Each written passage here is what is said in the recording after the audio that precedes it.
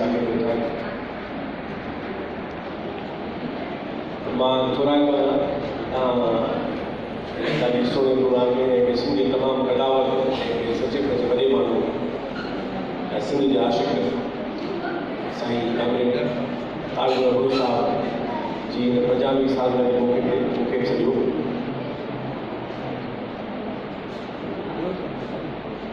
हक़ीक़त इहा आहे त हिन क़िस्म जे माण्हुनि खे मान ॾियणु इहो को कंहिं फ़र्द खे मान ॾियणु हूंदो आहे। इहो मान असां पंहिंजो पाण खे ॾींदा आहियूं, इहो मान असां पंहिंजे तारीख़ खे ॾींदा आहियूं ऐं पंहिंजे समाज जे उन रोशन ख़्याल ऐं तरक़ी पसंद ऐं वतन दोस्त उन तसलसुल खे ॾींदा आहियूं जेको असांजे समाज जी जो उत्साह आहे ऐं समाज जी संगम आहे। मुंहिंजे ख़्याल में कामरेड ताज मोहम्मद अबरू साहब जहिड़ा माण्हू उन्हनि खे जॾहिं समाज यादि करे थो, उन्हनि जो सारों सारे थो, उन्हनि जी कयल कारनामनि खे यादि करे थो, त इहो असांजो ॼण पंहिंजे समाज सां जुड़ण जो अमल आहे। ऐं ॿी वॾी ॻाल्हि इहा आहे त नौजवान नस्ल आहे। अक्सर मां ॿारनि खां पुछंदो आहियां, जॾहिं मुंहिंजे ॿारनि जा दोस्त ईंदा आहिनि घर में या किथे मिलणु थींदो आहे त तव्हां हे जेके वॾा माण्हू इहे सुञाणो था, त हक़ीक़त इहा आहे त हे जेको अॼोको नस्ल आहे इहो पंहिंजी तारीख़ जे उन वॾनि माण्हुनि खां घणे भाङे वाक़िफ़ न आहे ऐं हिन नस्ल खे का ख़बर ई न आहे कि नाला सभु तव्हां खणो पिया, इहे माण्हू केरु हुआ, हिन माण्हू छा कयो ऐं जो ॾोह बि न आहे। छाकाणि त निसाबी किताबनि में सबक़ शामिल न आहे हिननि माण्हुनि जा। असांजी मीडिया ते गुफ़्तगू हिननि माण्हुनि ते थिए ई नथी। सियासी जमातूं पंहिंजे उन सियासी अमल में इन्हनि माण्हुनि खे समाज सां मुतारिफ़ कराइण जो कमु छॾे चुकियो आहिनि ऐं मजमूई तरह जेको समाज में जेको डिस्कोर्स आहे सोशल मीडिया ते इहे मौज़ू ज़ेरे बहस ईंदा आहिनि उते ॿिया कम था पइनि। त इन करे मुंहिंजे ख़्याल में हिन क़िस्म जी वेहरुनि जो ऐं हिन क़िस्म जे प्रोग्रामनि जो वॾो फ़ाइदो इहो आहे त असां कामरेड ताज मोहम्मद अबरू साहब जहिड़नि माण्हुनि खे पंहिंजे नए नस्ल सां, पंहिंजे ॿारनि सां, पंहिंजे इन्हनि सां मुतारिफ़ कयूं। छाकाणि जेकॾहिं हे नस्ल हिननि माण्हुनि खे नथो सुञाणे त पोइ ज़ाहिर आहे त हीउ उत्साह किथां वठंदो। हाणे तव्हां ॾिसंदव त जेके स्कूलनि में ॿार पढ़नि था असांजे कैम्ब्रिज सिस्टम में दुनिया खां वाक़िफ़ आहिनि पर सिंध खां वाक़िफ़ न आहिनि, वर्ल्ड जोग्राफी खां वाक़िफ़ आहिनि पर सिंध जी जोग्राफी खां वाक़िफ़ न आहिनि। तव्हां पुछो त हितां जामशेद न पहुतासीं त अॻियां कहिड़ा शहर ईंदा, तव्हांखे न ॿुधाए सघंदा। हैदराबाद न पहुतासीं त कहिड़ा शहर ईंदा, मां अक्सर पुछंदो आहियां ॿारनि खे। त इन लिहाज़ सां हीउ जेको प्रोग्राम आहे इहो तमामु अहम आहे ऐं असांखे इहो पंहिंजे नई नस्ल सां इन्हनि जी मुतालिफ़ करणु। कामरेड ताज मोहम्मद अबरू हिकिड़ो त उनजो शख़्सी पासो आहे, जीअं दोस्तनि सभिनी ॿुधायो त उहो कहिड़ो हिकिड़ो दिलबर माण्हू हो, ॾाढो माण्हू हो, तरक़ी पसंद हो, रोशन ख़्याल हो, अवाम दोस्त हो ऐं पंहिंजे दौर जो हिकिड़ो उत्साह जो मर्कज़ कहिड़ो माण्हू। पर रुॻो हुनजो इंफ़रादी पासो न आहे, छाकाणि त कामरेड ताज मोहम्मद अबरू हिकिड़े अहिड़े दौर जी तरक़ी पसंद फ़िक्र ऐं तहरीक जे अहम माण्हुनि वञा हो जिन सॼी सिंध जी हीअ नए सिर मिटी ॻोल्ही। इन्हनि माण्हुनि जे पूरे जे करे अॼु असां आहियूं ऐं हिन समाज में जेका रोशन ख़्याली जेतिरी मौजूदु आहे या तरक़ी पसंदी मौजूदु आहे, अवाम दोस्ती मौजूदु आहे या समाज खे ठाहिण जो जेको विजन ऐं उत्साह मौजूदु आहे उन में कामरेड ताज मोहम्मद अबरू ऐं उन दौर जा ॿिया सभु जेके वॾा उनजा हमअसर दोस्त हुआ पूरो दौर हिकिड़ी तहरीक हुई। त इन करे हिन कामरेड जो हिकिड़ो पासो शख़्सी हो त हुनजो एॾो घणो दफ़ो किरदारु ऐं अक्सर माण्हू पुछी सघनि था त भला हिननि माण्हुनि खे इहे एतिरा घणा कम में छो खणंदा। तव्हां ॾिसंदव उन दौर जो हर माण्हू उहो साहिब रहियो हूंदो, उहो अदीब रहियो हूंदो, उहो सियासी कारकुन रहियो हूंदो ऐं उहो मुख़्तलिफ़ शोबनि में रहियो हूंदो, तालीम में। तव्हां साईं जोए साहब खे ॾिसो, अलीअ साहब खे ॾिसो, शोभे खे ॾिसो या जेके माण्हू अयाज़ साईं जेम्स हैदर बख़्श, त उनजो सबबु इहो आहे, नओं नस्ल पुछो आहे साम्हूं, सबबु इहो आहे त हे उहे माण्हू हुआ जिन इहो समझो तो ये सब हुक्म असांखे करणा आहिनि। इन के समाज के एडी खोट हुई ऐं आहे जो इन्हनि माण्हुनि सम्झो त इहे जेको बि समाज खे ठाहिण जो कमु आहे या असांजे मथे बनी आहे, इहो असांजो फर्ज़ु आहे। इन करे तव्हां ॾिसंदव त हिन मां हिकिड़े माण्हू जे ज़िंदगीअ में इहे सभु कम कनि। ऐं हीअ जेका सिंध में या तरक़ी पसंद या तहरीक आई, जंहिंजे तहरीक जे महंदारनि में हिकिड़ो कामिल ताजमहल अमरू साहब, तव्हांखे ख़बर आहे त जेको इहो दौरु 20वीं सदी जे पहिरें अध जो, इहो दुनिया में इन्क़लाबनि जो दौरु, सॼी दुनिया जी उथल पुथल दुनिया में थी। दुनिया में अवामी इन्क़लाब आया इंसान तारीख़ में पहिरियों दौरु, रूस, चीन, वियतनाम, क्यूबा, अंगोला, मोज़म्बिक, गिनी बसाओ, पूरी दुनिया में हिकिड़ो इन्क़लाब जो दौरु आहे। ऐं उहे जेके इन्क़लाब आया ऐं तव्हांखे ख़बर आहे त उहो दौरु जॾहिं पहिरीं जंग अज़ीम, ॿी जंग अज़ीम, जॾहिं कानूनियत दौरु डपु रही हो, हे तव्हां ॿुधी ॻाल्हि जेका अल वहीद अख़बार जी, इहो अल वहीद केरु हो, इहो वहीद केरु हो, इहो ख़िलाफ़त उस्मानिया जो आख़िरी हुक्मरान हो,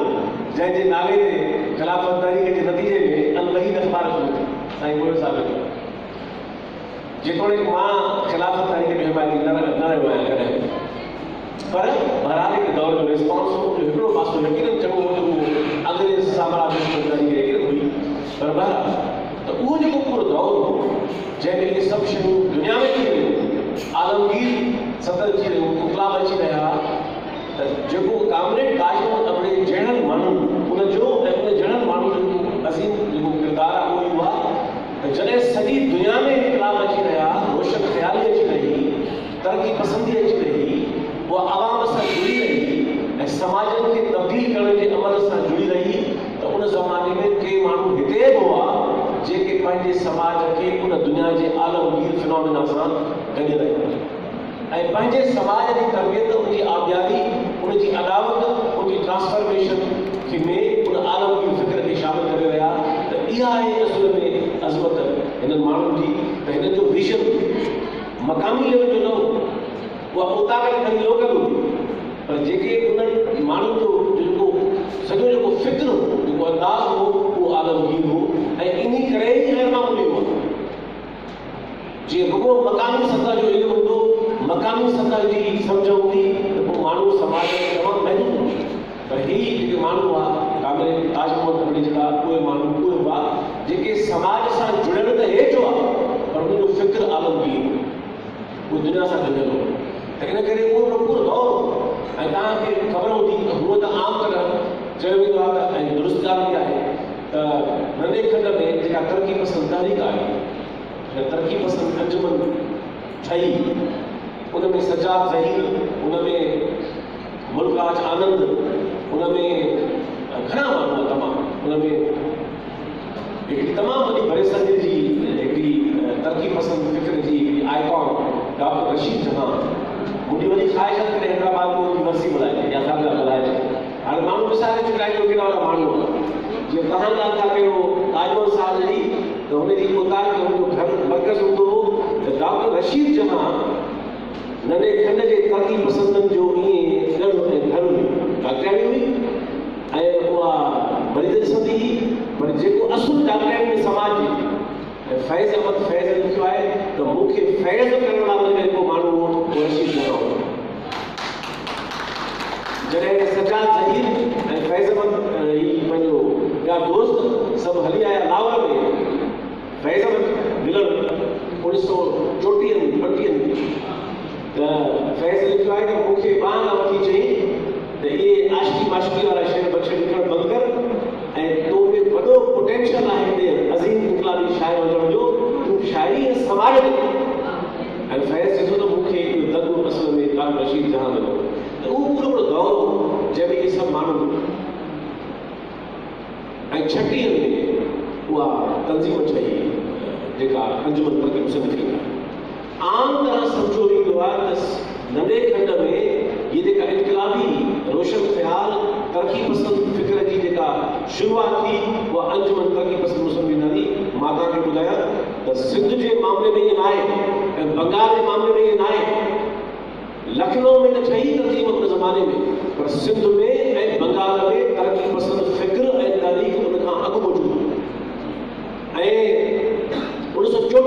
किताब लिखियो आहे लिखियो परशुराम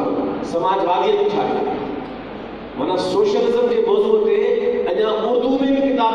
2009 में कोन लिखियो वियो त सिंध जो प्रिंसिपल परशुराम किताब लिखी चुको समाजवादी त ही जेके कामरे जेके ताजमहल हमले जड़ा माण्हू त इहे सभु माण्हू दरअसल उन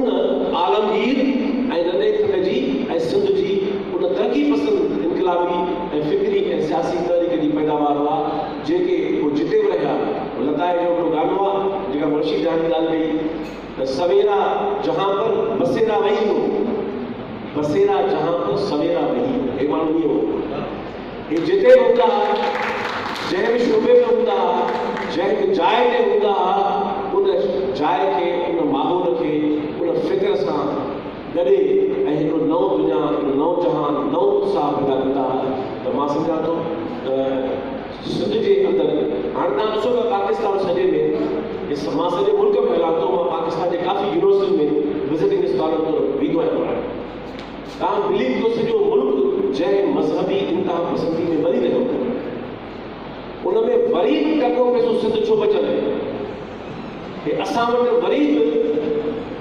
तव्हां पंजाब वञो तव्हां नथा ॻाल्हाए सघो हाणे तव्हां पब्लिक डोमेन में हाणे उहे ॻाल्हियूं उते नथा करे सघो पर सिंध में असां दुनिया जी हर ॻाल्हि करे सघूं था हर शइ खे चैलेंज करे सघूं था इहा जेका फैज़ साहब चयो त हिमत कुफर ऐं जुरत तहक़ीक़ इहा जेको फैज़ साहब जे लफ़्ज़नि में समाज खे जेको हिमत कुफर आहे जुरत तहक़ीक़ आहे तहक़ीक़ माना सच ते गुज़र यूनिवर्सिटी वारी न जेका मां चङी अक्सर ठोकरे में आहियां त इहे जेके डॉक्टर अताउर रहमान साहब जेके डिग्रियुनि जी होलसेल ते PhD ऐं MPhil पैदा करण जो सिलसिलो शुरू कयो स्कॉलरशिप आयो कोन ऐं डिग्री जा ढेर कयो इहो पने जे इंडस्ट्री जो फ़रोग़ आहे कागज़ जे इंडस्ट्री जो फ़रोग़ आहे स्कॉलरशिप जो फ़रोग़ न आहे हुजे त नज़र अचे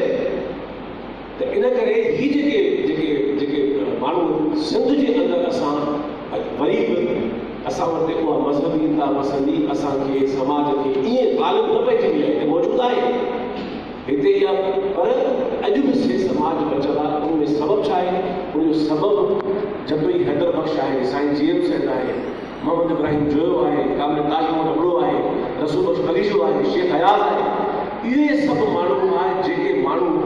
हिन समाज जा सूंह थी बीठा हिन समाज जी तरबियत कई हिन समाज में लिखियो हिन समाज में समाज सां गॾु बीठा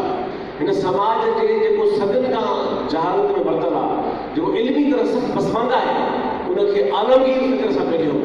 ऐं दुनिया जा उहे सभु रिवायतूं हिन समाज में खणी आया त मां सम्झां थो त असांजे नस्ल खे ऐं असांजे समाज खे हिन नस्ल जो थोराइतो करणु खपे त इहो नस्ल हो लतीफ़ साईं जीअं चयो आहे त नूरी ऐं नारी जोगीअड़ा जहान में उहो मिसाल थो थिए नूरी ऐं नारी जोगीअड़ा जहान में ॿरी जिन ॿारी ऐं जिंदी उन में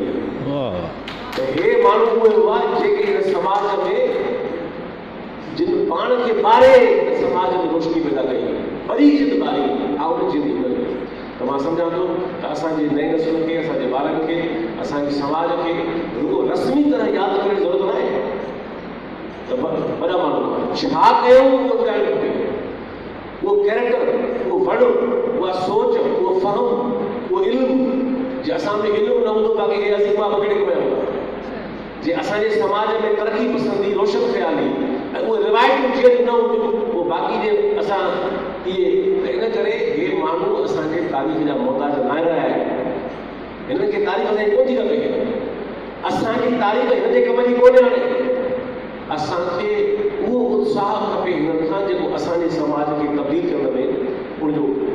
सचो बणिजे त मां सम्झां थो त हीअ जेके वॾा माण्हू असांजी तारीख़ जा आहिनि उन्हनि खे बार बार यादि करणु उन्हनि जे कारनामनि ते ॻाल्हाइणु उन ते लिखणु उनखे समाज सां मुतारिफ़ कराइणु ऐं ज़ाहिर आहे त समाजनि जी जेका ट्रांसफॉर्मेशन आहे ऐं तब्दीली आहे उहा का ॾहाकनि जो कमु न आहे सदियुनि जो कमु आहे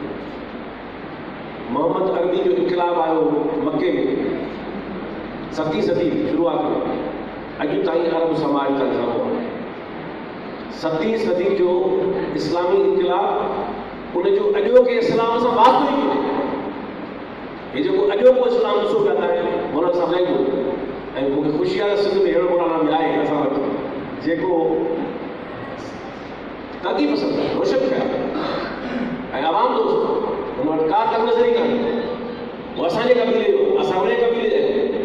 त इन करे समाज की जेका तब्दीली आहे जेका समाज की जेका उथल आहे उहा कॾहिं समाज भरी में हूंदा आहिनि कॾहिं भागुर में हूंदा आहिनि कॾहिं समाज तमामु तेज़ी सां अॻिते वेंदा आहिनि कॾहिं साई पटींदा आहिनि कॾहिं वक़्ती तरफ़ पोइते वेंदा आहिनि ज़ाहिर आहे इंसानी समाज खे उहो असांजी ख़्वाहिश नथी शेप करे हालतूं शेप करे त मजमूई तरह अॼोको दौर जेको आहे उहो सॼी दुनिया में हे जेको शो कॉल्ड पोस्ट मॉडर्न पीड़ा आहे सॼी दुनिया में वाइड़ाई जो दौर आहे डिसओरिएंटेशन जो दौर आहे फिक्री बेराहरी जो दौर आहे ऐं उन जा अक्स असांजे समाज में मौजूदु आहिनि त मां सम्झां थो त अहिड़ी सूरत हाल में जॾहिं सॼी दुनिया जो वायो ॿुधनि हीअ त ख़ुशनसीब आहे जो हिननि खे घटि में घटि आलमी तरह त उहो दौर मिलियो जेको दौर इनकलाब जो हो जेको दौर उत्साह जो हो जेको दौर तहरीक जो हो उथण जो दौर